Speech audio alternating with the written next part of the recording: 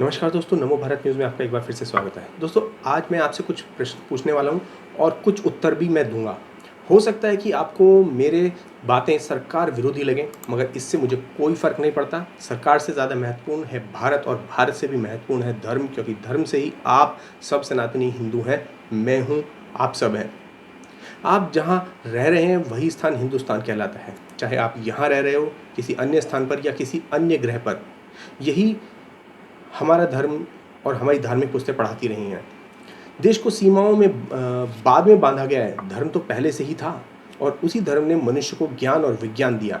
इसीलिए मैं आपसे पूछता हूँ, क्या पतंजलि ने बंदूक की नोक पर आपको लूटा? क्या आचार्य बालकृष्ण ने आपकी जेब काट ली?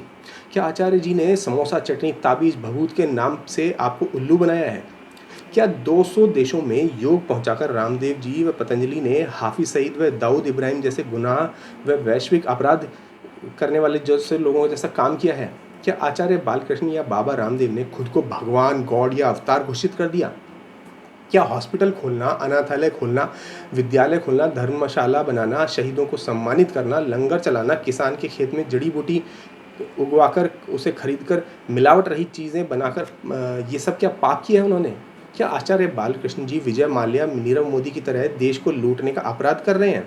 आप सालों तक अपनी जेब कटवाकर फेयर एंड लवली रगड़ते रहे, क्या आप गोरे हुए? इस पतंजलि का पाप यह है कि इसने कोलगेट, जो नीम, तुलसी, वेद, रामायण, महाभारत को नहीं मानती थी, हम हड्डियों का चूर्ण उसका रगड़ते रहते थे, उस 80 साल पुरानी कोलगेट को भी इस हवाई चप्पल में रहकर इन लोगों ने फटी बनियान पहनने वाले आचार्य ने वेद शक्ति बनाने को मजबूर कर दिया। पर उससे आपको दिक्कत नहीं, क्योंकि हिंदुस्तान यूनिलीवर, कोलगेट, नेस्ले तो आपके मामा की कंपनियां हैं, आपके रिश्तेदारों की कंपनियां हैं, और वह तो व्यापार नहीं जो कमाती है, वह सीधे अंग्रेजों को नहीं प्रधानमंत्री आपदा राहत कोष में भेजती है।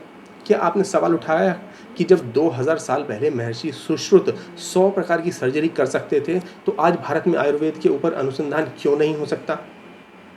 क्या आपने सवाल उठाया कभी, आज भारत में एलोपैथी के ऊपर सारा बजट क्यों खर्च किया जाता है?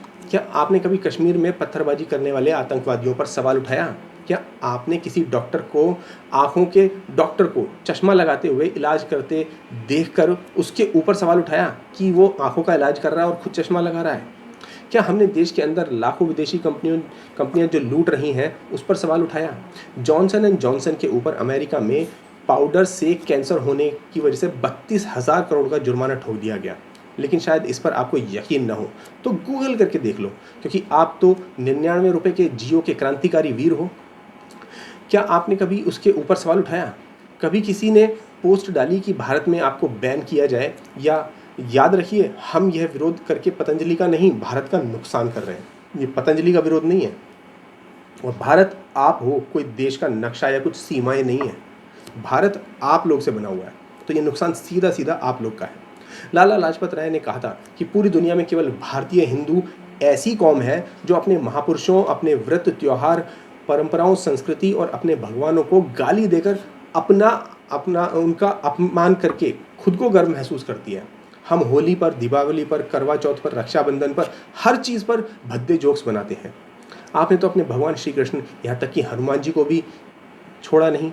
उन पर तक चुटकुले बनाकर, उनका मजाक करके, उपहास बनाकर, उनके ऊपर पोस्ट वायरल करके सबके साथ साझा किया, और समझते हैं कि हम बहुत पढ़े लिखे हो गए, सोचते हैं कि हमने बहुत बड़ा तीर मार लिया और हम महान हो जाएंगे।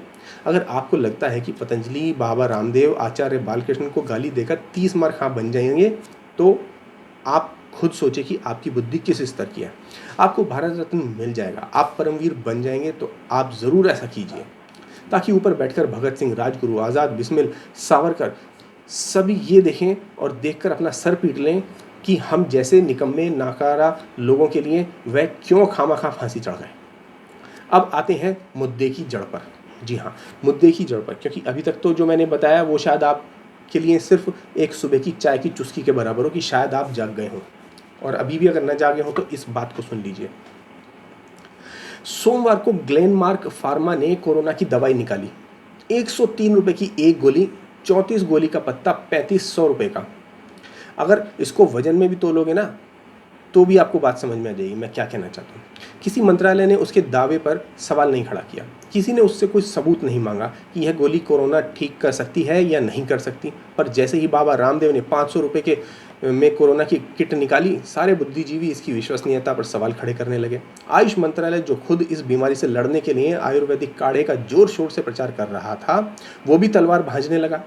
इस घटना ने दिखा दिया कि यह मंत्रालय कहने को भले ही मोदी जी और हर्षवर्धन के अधीन काम करता हो, पर वास्तव में यह अंग्रेजी दवा कंपनियों के इशारे पर नाचने वाली कठपुतली मात्र है।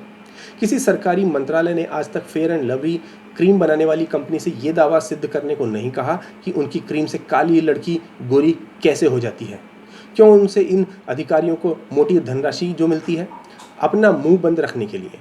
आज की तारीख में बाबा रामदेव की विश्वसनीयता आयुष मंत्रालय से 100 गुना अधिक है।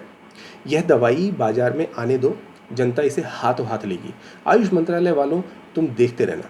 रामदेव बाबा को फांसी दो, करोड़ों रुपए का बिजनेस फेल करवाएगा ये। बाबा अस्पताल में 25 लाख का बिल कौन देगा? तुम्हारा बाप देगा। फेयर एंड लवली से गोरे होते हैं, साफी से खून साफ होता है, रूह अफ़ज़ा से रूह को ठंडक मिलती है, कोलगेट से दांत मजबूत होता है और डव से गाल मलाई बन जाते हैं। मगर रामदेव की गिलोय, अश्वगंधा, तुलसी के अर्क से कोरोना ठीक नहीं हो सकता। WHO को ऐतराज़ है इस पर, सबूत चाहिए, सबूत। अब बाबा रामदेव यकीनन इस सारे ठग संस्थानों के लिए खतरा होगा। बिल्कुल है, इसलिए सारे चोर उचक्के इस समय बाबा की दवा के पीछे पड़ गए हैं। कम से कम इस डिप्रेशन के समय में बाबा ने सारे भारत में गरीब जनता के चेहरे पर मुस्कुराहट तो ज़रूर ही ला दी है, वो भी बर्दाश्त नहीं। अब समझिए कि सारा खेल क्या है। दरअसल भारत में जो डोमेस्टिक फार्मा इंडस्ट्री है वो 1.4 लाख करोड़ की इंडस्ट्री है। 1.4 लाख यानी कि आप समझ लीजिए कितनी बड़ी रकम होती है। 4 महीने इंतजार के बाद अब तो मौका मिला। ऐसे कैसे किसी बाबा को फ्री में, वो भी भारत के आयुर्वेद के नाम पर, इतनी बड़ी इंडस्ट्री को बर्बाद करने देंगे? सालों से सिप्ला और रेनबैक्सी लोगों को जहर बेचकर कैंसर फ्री में साथ में बांटती थी। अब कैसे अपनी सच्चाई उजागर होने देंगे? होना हो या आयुष मंत्रालय पर भी दबाव होगा इस इंडस्ट्री का, इसीलिए दवाई बैन नहीं हुई। विज्ञापन ही पर ही रोक लगा पाए। क्यों? क्योंकि बाबा ने तो सारे नियमों के तहत ही सारी रिसर्च की। डॉक्यूमेंट्स हैं तो सरकार भी कुछ नहीं बिगाड़ सकती। बाकी सच्चाई तो आप लोग भी जानते हो।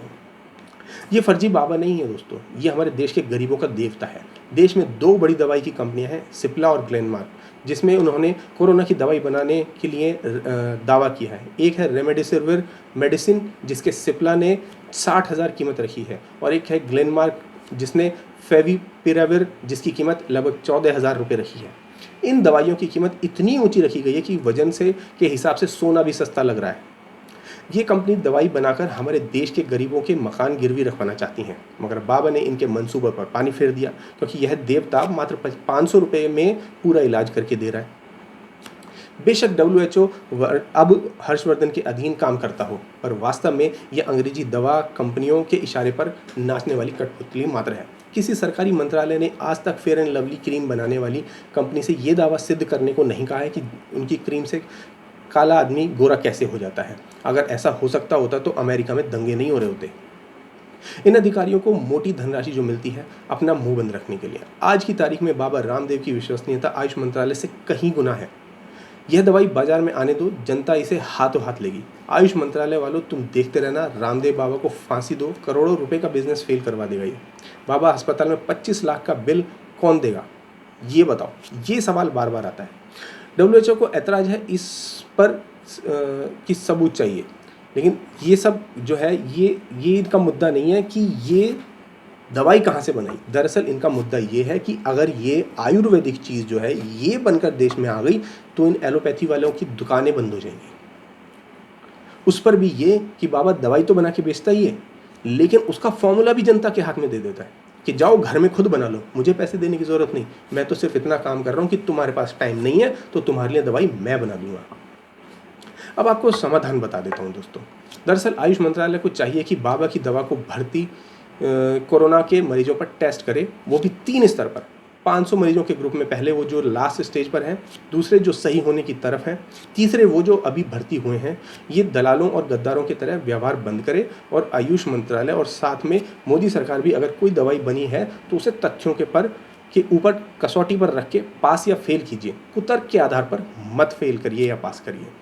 जहाँ तक परमिशन की बात है तो परमिशन तो आज तक जहर बनाने की भी नहीं मिली सरकार से, तब भी बन रहा है जहर और लोग मर भी रहे हैं और जहर खाकर बच भी रहे हैं।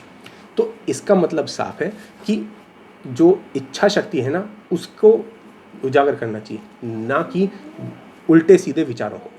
तो आपका इस पर क्या विचार है, हमें कमेंट बॉक्स में लिखकर ज़रूर बताएं, और अगर आपको मेरी बात समझ में आई, पसंद आई, तो इसको ज़्यादा से ज़्यादा शेयर करें। धन्यवाद। जय हिंद।